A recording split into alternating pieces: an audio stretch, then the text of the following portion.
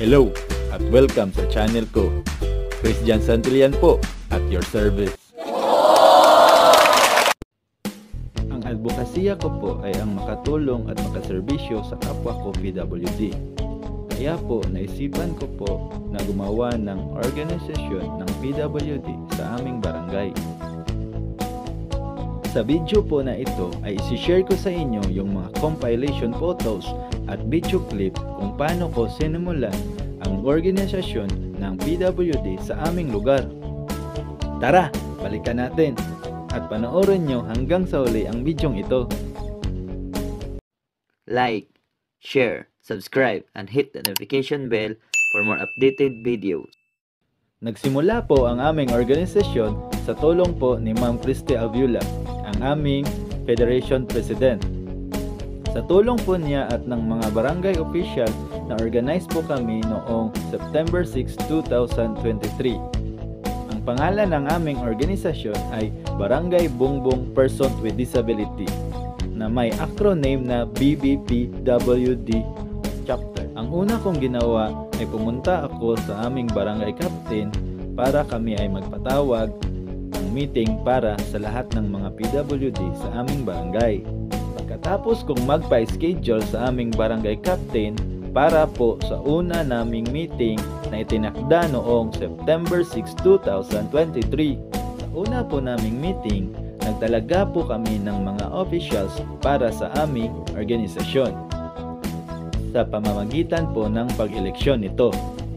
Simula sa presidente, vice president, secretary, treasurer, at hanggang sa PRO.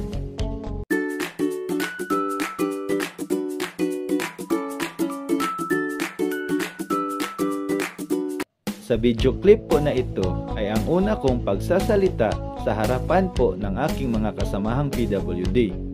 Ako po ay nagpakilala sa kanila at ipinaliwanag kung bakit kami nagtipon-tipon.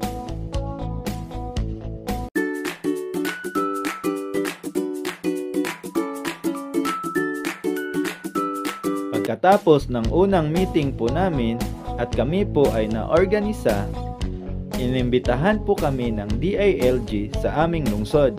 Ang mga larawang ito ay kuha sa pag-attend ng BBPWD sa imbitasyon ng DILG.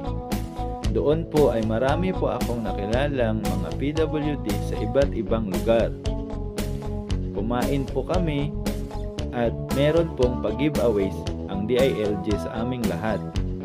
Ako po ay nagpapasalamat sa DILG Valencia sa opportunity na binigay po nila sa akin. Maraming salamat po DILG Valencia.